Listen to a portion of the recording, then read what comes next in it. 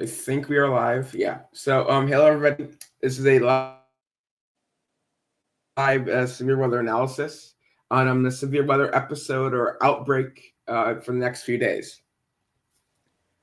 So, for today, we do have an enhanced risk of severe weather for the Central Plains. This does not include our covering area, but there is a marginal risk for our covering area, like the Very Chicago isolated area. stuff. But that looks, like a small hail thing. Yeah. Okay, And tomorrow that's associated with is going your to be the warm big. front late tonight. That is true. Now tomorrow, we this is the big deal. There actually is for southern parts of the covering area a moderate risk, but there's a huge enhanced and slight risk for the areas of severe weather. Anything you want to say before I go to in detail? No, you can go ahead, and then I can just say stuff in between. Okay. So, exactly like what Ethan said, so we do have this cold front and then a warm front, like near the Michigan area. That is going to lead to a pretty good open warm sector, which is just an area where your dew points are well enough to sustain severe weather, and we'll be going into that. But there is a moderate risk, which is a 4 out of 5 risk, and it is tornado driven. So a tornado outbreak, including the 10% yellow area hatched, is likely. Mm-hmm. There also is a 5% for the rest of the covering, well, for the majority of our covering area, for a few tornadoes possible. And there's a green 2% for a couple of tornadoes possible.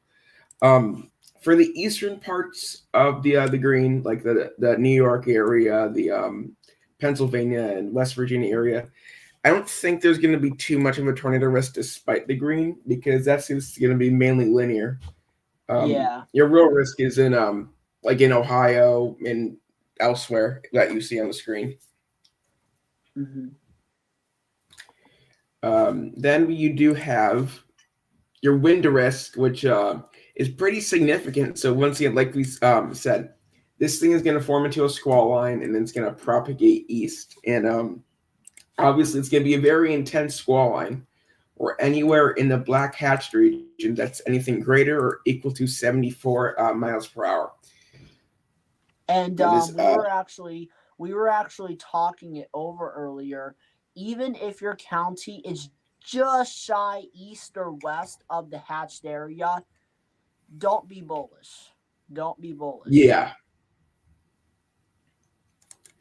I wonder if I can pull up the SPC graphic site.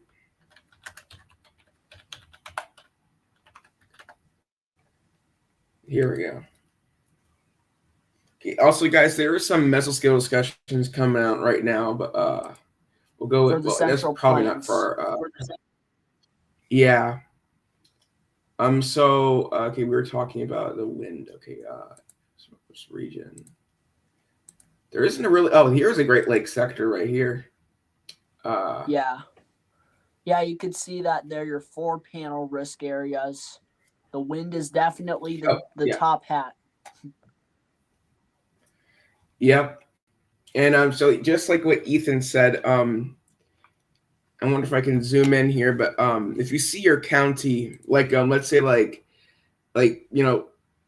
they push that east again? Because that looks way east than I thought. They might have. That goes to Lake County. They might have. Because that goes to Lake County. And guys, I did want to mention as well, looking at the parameters, I also wouldn't be surprised if they move it a bit further east, considering that we have a very strong, powerful, low-level jet above our heads, along with some instability as well. That will support 70-plus mile-per-hour winds, especially where the squall line is greatest in intensity.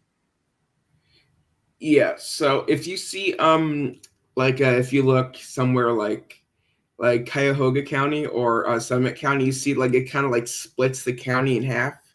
You can just basically consider that county, as long as it's not a huge county like in these counties in Minnesota, that you can just consider these smaller end counties to be part of that Yeah. significant wind risk, which we both, all the forecasters in the Great Lakes tracking, we do think that your significant wind risk is probably going to be just a tad more east than what the SPC says.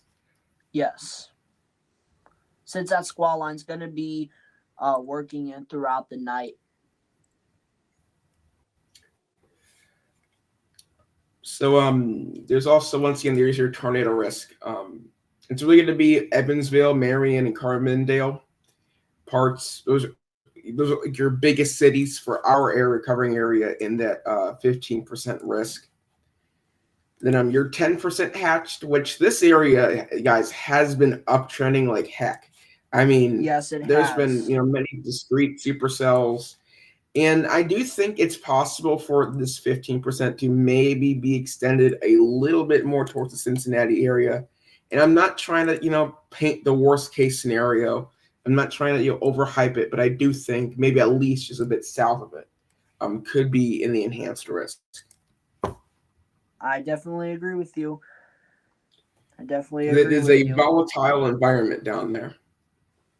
Very volatile.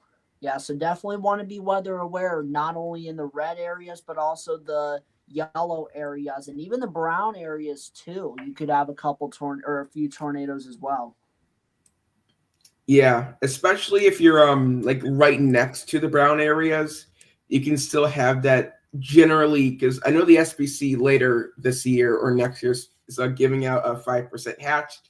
Not that, I don't think not the next few weeks or months. I don't think so. But generally, if you're next to this 10% hatch, I mean, you can still consider that area to be slightly elevated for your tornado risk. But the brown risk definitely is still slightly more elevated for tornadoes. Right. And I did want to put it into perspective that the 18Z HRRR, which is a high resolution rapid refresh model, and it is a convective model. It shows a lot of convection towards Wednesday evening and overnight. And I mean, if you look at, let's say, Indiana, for example, I don't know if you guys can see that very well, but if you look at Indiana, some pretty potent storms ongoing around 5 p.m. So definitely something to keep an eye on there. And then the line moves so we're eastern there. And guys, just because you see it weakening on radar doesn't mean, oh, I'm out of the severe risk. That actually means that your rainfall is becoming a bit lighter. And yes, a little bit of weakening is occurring, but I don't see much weakening from the line until it really gets past Pennsylvania. Yeah, I agree. Yeah, it's probably still going to be producing those 70 mile per hour winds as it moves into Ohio.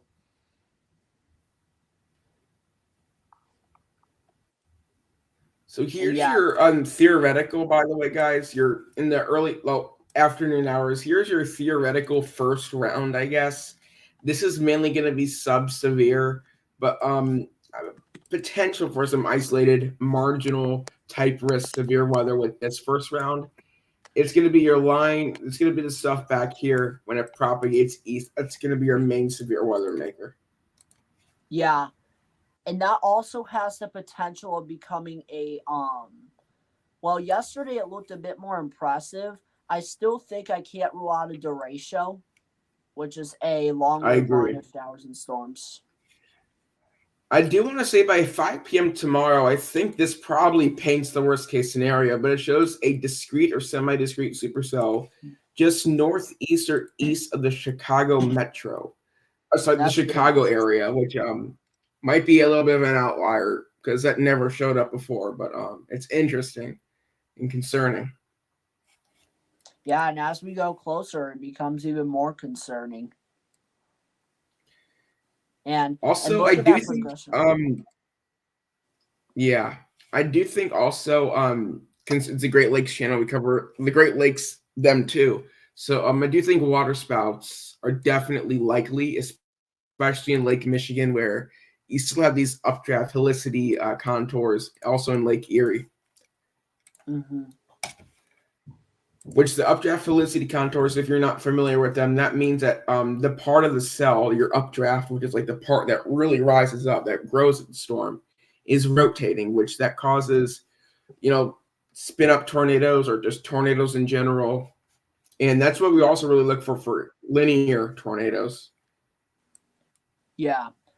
And if you pull up your 850 millibar jet, you will see how I can do potent that. it is. And trust me, if the cape is strong enough, it will pull down some of that wind to the surface. And that's why we have that hatched wind risk in place. That 850 millibar jet is going to be screaming aloft. Yeah. Let's see if this will comply. Wow, Yeah. look at that. Wow, Yeah, that's 75 knot. Wow, that uptrended, by the way, Ethan. That almost 80 knots. Yeah, that uptrended for sure. Yeah, Illinois, you have a significant risk of damaging winds. Well, where the instability is. Not saying all of Illinois is going to be at risk for thunderstorm winds, but of course, got to be weather aware. And look at that. Even in our local area, Northeast Ohio, that 60 to 70 knot jet comes in. That's why I said if you're viewing from Indiana, Michigan, or Ohio, you guys really got to be ready for this because damaging winds are going to be pretty widespread and they could be in excess of 70 miles an hour. Yes. Even in towards the overnight. Yeah, and towards the overnight. Yeah.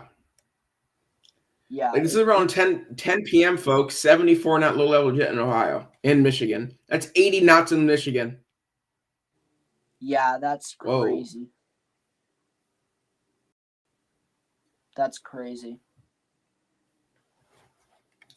Yeah, you guys have got to be ready for a very potent wind event. I agree. Yeah. And even then, I mean, I don't know if you guys are going to notice that very much. And that's actually right where I was going to go to, Char. You're reading my mind today. We are likely going to have also synoptic storm system wind gusts 30, 40 miles per hour, and even 50 in some areas. If you notice, Char, that the National Weather Service Wilmington put out wind advisories for Southwest Ohio. Yeah. We also for the Great Lakes. I said, and we also have gusty winds region wide. Yeah. Also for the Great Lakes unofficial alerts, we probably will issue a lake wind warning since the lake's probably going to be enhancing these 60-mile-per-hour winds. Right. And not to interrupt, Char, but BAM Weather put the orange area so close to us. Yeah, that makes sense. It's definitely uptrending. If they're putting that risk area that far east, they know something's up and we need to be weather aware. Because if you guys know, BAM weather is actually pretty accurate. And we just learned that a few days ago. Yeah, we were joking about it, but then a few days ago we saw this. They were getting pretty accurate. Yeah, we were like just Eric Wilhelm and the BAM weather. We were just like, there's no way they're correct, but they were correct. They were. Now Eric Wilhelm is saying, hey, maybe the storms, like the severe stuff, remains west of eastern Ohio. I think we're still going to get some stuff, so he might slightly be downtrending it, but we definitely are in agreement with him somewhat. Yeah, look at this open warm sector. You're getting 70 dews in just near the Tennessee area. That's crazy. Yeah, and that's going to enhance not only the severe threat even more, but Char, if you want to start looking at the heavy rainfall threat over the course of the next few days, that would be cool. I can do that because there actually is a lot of flooding. I should also pull up the Weather Prediction Center since they cover the weather prediction. Their risk is kind of concerning. For real, guys, if you look on Twitter and you hear that word concerning all the time when nothing's happening, don't pay attention to it. We're actually talking about the real concerning here. Yeah, so there's a moderate risk of excessive rainfall, and almost the same areas are going to be on day 3, almost same areas in the same risk level. But for the last few hours and day, our covering areas have been upgraded to a slight risk and an enhanced risk as well, and that's why you're probably, if you look on your phone, anywhere in the slight risk region, including the moderate, for tomorrow, you're probably seeing flood watches until like 5 days out, I believe. To like the 6th or 8th, something like that. Yeah, 5 days. But what's Which this? is I think quite Thursday gets worse. crazy. The third day could be really, really, really impactful and life-threatening. Yeah, in this guys, because if you think about it, right, you have a high risk for Thursday, and God forbid if you have damage with this moderate risk for severe weather in this area, that's going to be even more catastrophic for this area. Yeah, and that's what I was thinking too. So it's literally the worst case scenario, like literally being pointed out for Eastern Kentucky, Northwestern, Tennessee, Southeastern Missouri, Southern, Illinois and Indiana. That's actually in our covering area, just a tad. But yeah. Significant flooding, guys. Possibly up to 10 inches of rainfall in some areas. Definitely do not want to be on the lower levels of your house if that's the case. If a flood warning gets issued, make sure you go to your second floor of your house, and if a flash flood emergency gets issued, that's your last call. Go on the roof. Yeah, literally. Yeah, you're gonna have to find the highest low. Like right now, guys, right now, even though you might be under a flood watch or something, so not like a flood warning, not something imminent, but honestly, I would get prepared now for one, your tornado safety action plan, two, Yes. and obviously your flooding threat. Where you're gonna go? You have to plan out where are you gonna go when that flooding warning, if that flood warning comes out. Right. And also, speaking of your tornado threat, the worst possible place to be during a tornado warning is under an overpass. Do not go under an overpass. Okay, if you guys saw the Twisters movie, or the second Twisters, you saw that the girl didn't blow away. You would blow away in real life. Yeah. So you can see on the HRRR, you can see when this line develops. You can see here's where it starts for the most of the area. Heavy rain with storms, and now if you look literally in this region and even outside of that, look at the rain. It does not stop. It doesn't stop. It just keeps going. It just keeps going. And not only that, it's the severe threat too. That's your damaging wind threat, folks, and it's going to be overnight for much of you guys. Yeah, because after this moderate, it's not over. It's not over. You have a slight risk of severe weather. And then I believe you have a day 4 as well. Yep, you have a day 4 and a day 5 in this area. Slight risks all through the rest of the week. Dude, I'm actually probably getting really concerned for this area. If you're watching my screen, this area, because they're under the gun for a lot of severe weather days and flash flooding. Yeah, that area he just circled.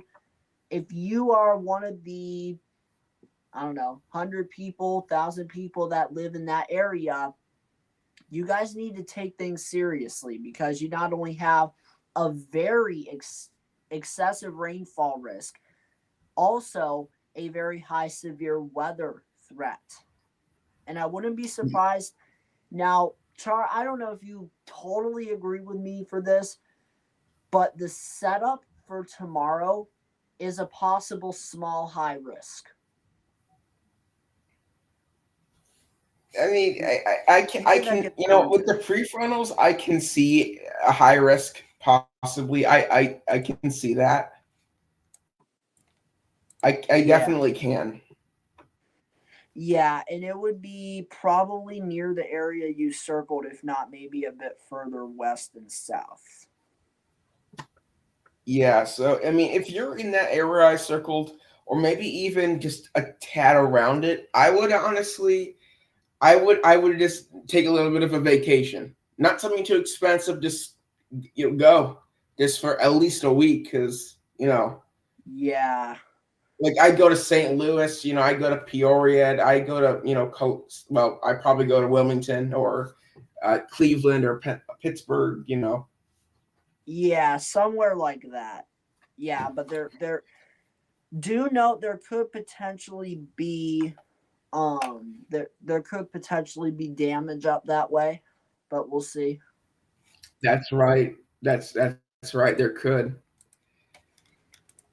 Yeah. Yeah.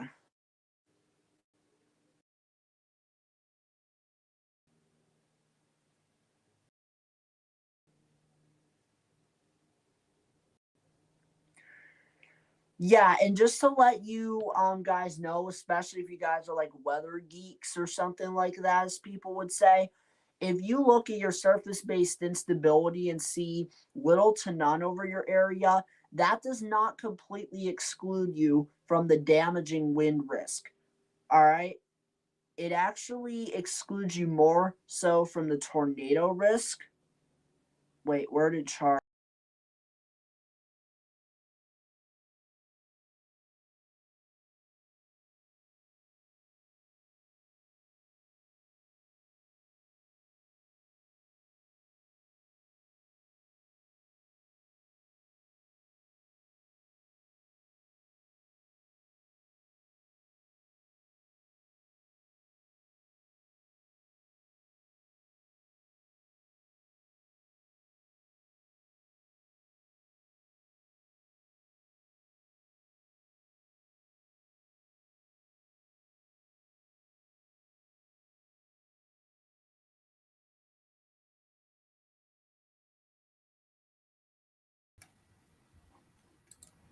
All right, are we Okay. back? Wait.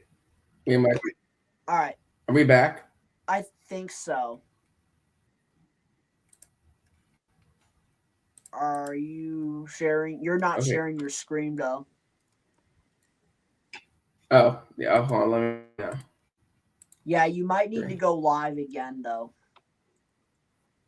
Well, Okay. actually no, stay live, stay live, stay live, stay live because I need to get off in less than 10 minutes. Obviously, I have to get off at 4:45. Actually 4:50. I'll get off at 4:50. But anyways, we're back guys. Sorry Ooh, about that. wow.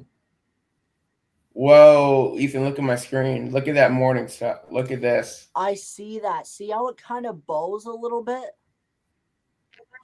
Right there, Wow. right there, right That, there. that's also significantly southern. Right there. I'm wondering if that's gonna. Yeah. Yeah, it's a lack of environment, Oh, but I mean, you barely have any low level energy with that first round. I accidentally clicked off. Let me just go back. Bruh, pivotal weather's so glitchy. I know. Why don't they fix it? I think they tried with this beta version, but Failed. it's just glitchy still. They failed. Boom. Honestly, I might just go to the College of Do page, but actually, yeah. I think since we don't really need the HRRR for soundings, not Char, Chat you might want to GPT. hear this. You might Huh? want to hear this. The cap is What is completely it? gone from the Central Plains. I'm seeing a lot of that on Twitter WX right now. The cap is eroding. Oh yeah, Oh no, because I think that I did. It was they actually did a Norman sounding and observed sounding. That's Yeah, not good. Not good. Not good at all. Because there is a very ripe environment for powerful tornadoes. As Reed Timmer says, he actually had strong wording on the potential of strong, long track, violent tornadoes in Oklahoma, potentially. Yeah, honestly, for my full opinion, if that's true, if that's really true that the cap is gone, I think there is a possible chance for a violent tornado. I think it's very possible. Yes, it sure is. It very much Now, guys, is. violent tornadoes are high risk worthy, and there's obviously an enhanced risk. I don't think because by the next SBC update is at like 9 p.m. Eastern, and the storms will already be going. So I don't think they could do an emergency update, but I don't think they ever done that before, so it's unlikely. If they do that, oh my gosh. Yeah, I'm looking at the sounding right now on radar scope. CIN 0 joules per kilogram. Mixed layer 0 joules per kilogram. Most unstable 0 joules per kilogram. That's your CIN. When was that sounding taken, though? Norman. What time? Oh, Because that might have been 12Z. earlier. 12Z, but the cap. Yeah, that was earlier. Yeah, that was earlier.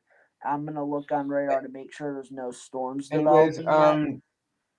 the NAM 12. So it's over convecting, I believe. Yeah, Yeah. that's not gonna. Yeah, that. I mean, that morning that shower activity I think is a little widespread in the warm sector.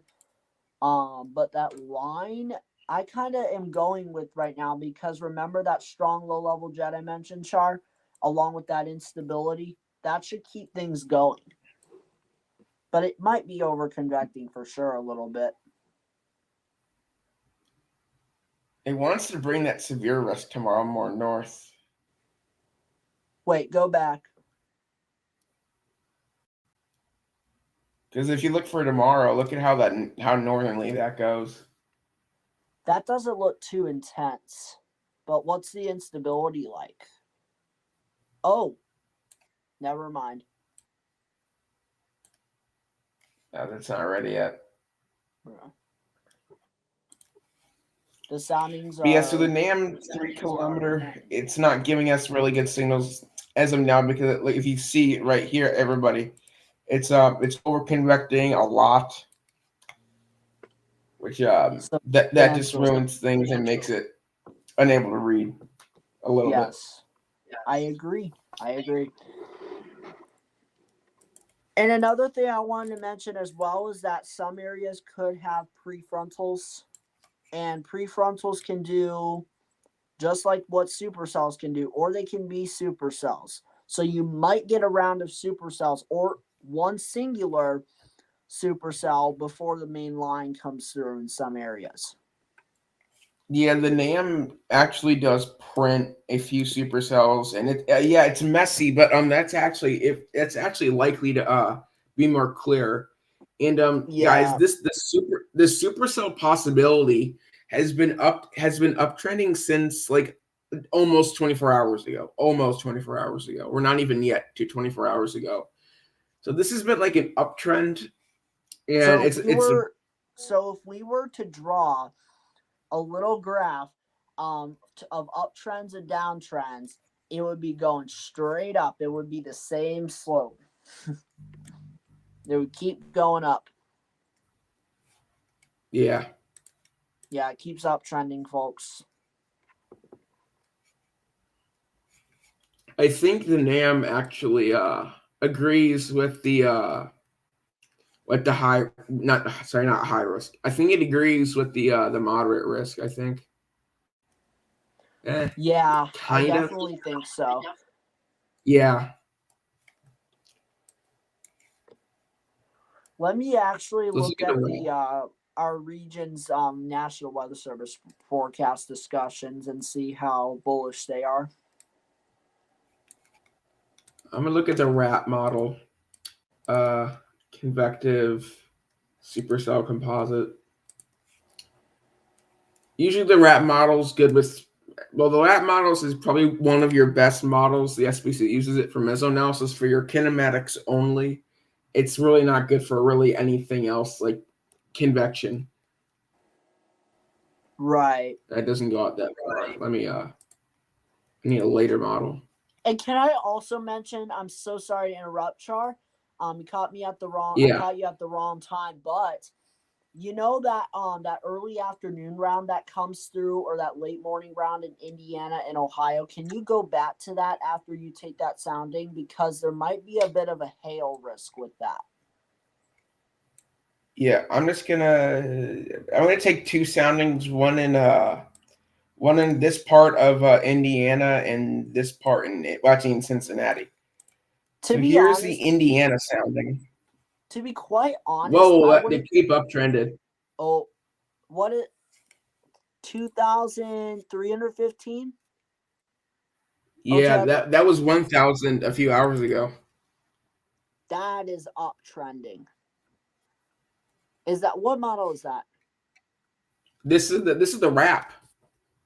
Wow, that's substantial. Yeah. If there Okay, wasn't now a look. cap, well, Here's your never mind. Just Cincinnati. mention. Yeah, Cincinnati could go PDS at some point. Yeah, but- the NAM 12 had a PDS sounding, so it's a pretty good. This just supports that. Your 15. That's a really small pen. 1 second. Your 15 could really just go right here. But anyways, what do you want me to look at again? Look at the early afternoon round of storms. On which model? I don't know. HRRR. Yeah, HRRR. Okay, surface up precipitation, simulated reflectivity. Okay, the early morning round. Yeah, stop right there. That could be potentially producing hail across portions of Ohio, as it gets access to some unstable cape.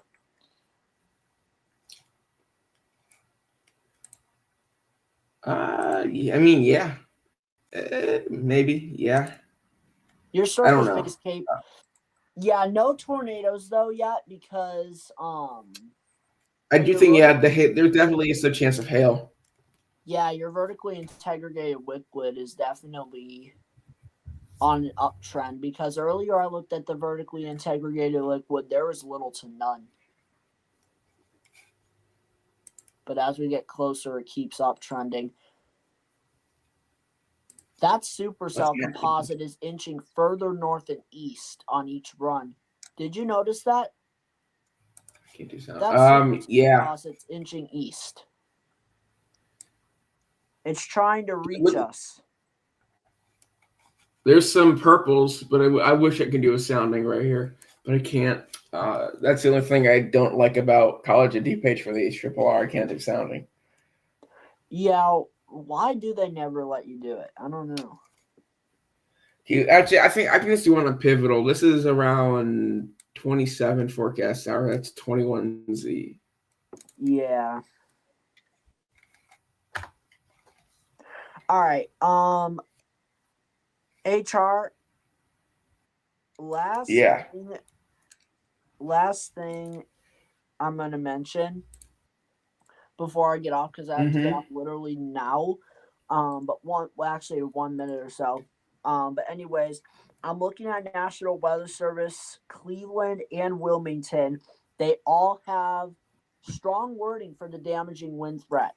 They're saying widespread swaths of wind, 74 plus miles per hour, and also the potential of strong tornadoes. Well, Wilmington said that. Cleveland obviously didn't say that because it's decreasing. The tornado threat decreased further east. But the wind threat is very concerning, and it's actually It's actually giving me a bad feeling, guys. So you guys need to be weather aware if you live in Indiana, Ohio, or Michigan, especially for that wind threat in our region. Yeah. Also, when those early morning storms form, no, when those initial storms form in Illinois, um, the ARRR has a volatile environment now. Yeah, it does. And that's the next thing I wanted to mention was the tornado threat is also uptrending, which is concerning.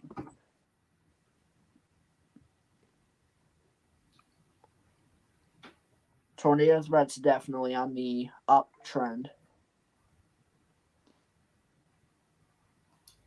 Oh yeah. One of our forecasters in one of our group chats just said the cap is gone. Yeah, Chamberlain.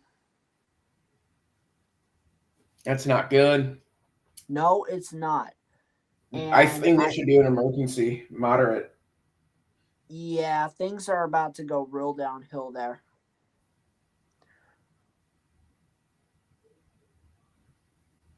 Oh, also, Char, on the FV3 in our area, Northeast Ohio, it shows a very volatile, robust squall line blasting through our area. I just wanted to let you know.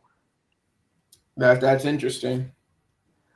Yeah, I'm not going to rule it out. the sounding sucks because it's not fully in yet, but I mean the look of it is pretty intense.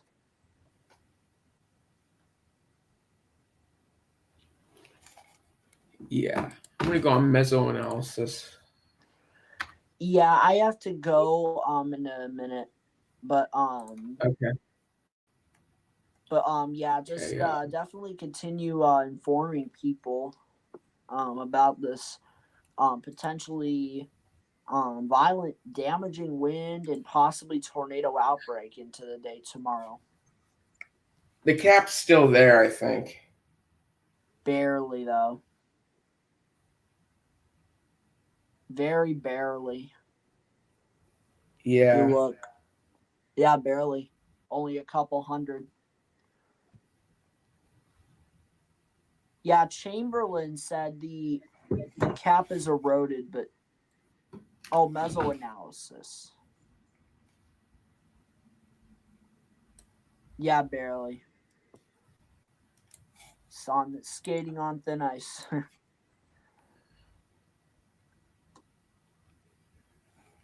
But no, Char, unfortunately, I do have to go.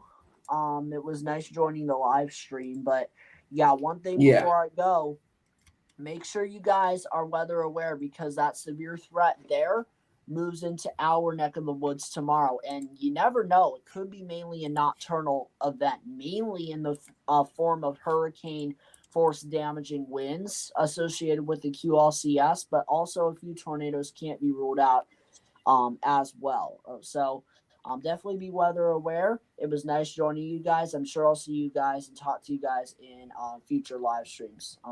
See you, bro. Yep. Yeah, thanks for having me. Yep.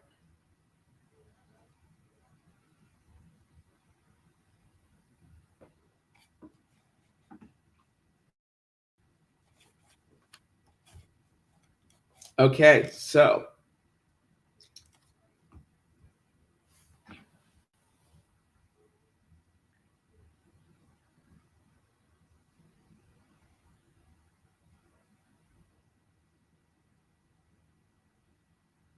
sorry guys, I'm just texting.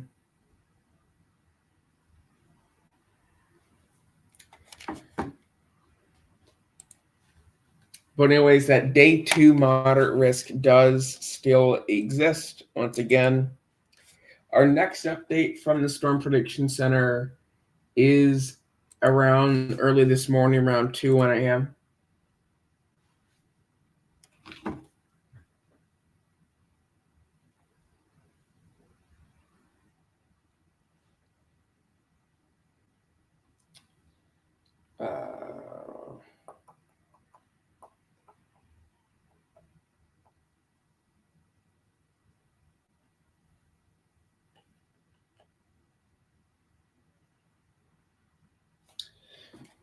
So yeah, that's going to be in a while, and that's probably going to be the day one outlook. Predictions right now, just to get it out of the way, for anybody who may be wondering if there is anybody watching. I mean, there always is a possibility we can go high risk, but I don't personally. My gut is telling me I don't see it. So there are reports that the cap is rapidly eroding, which that's going to be a potential. It's a moderate risk environment.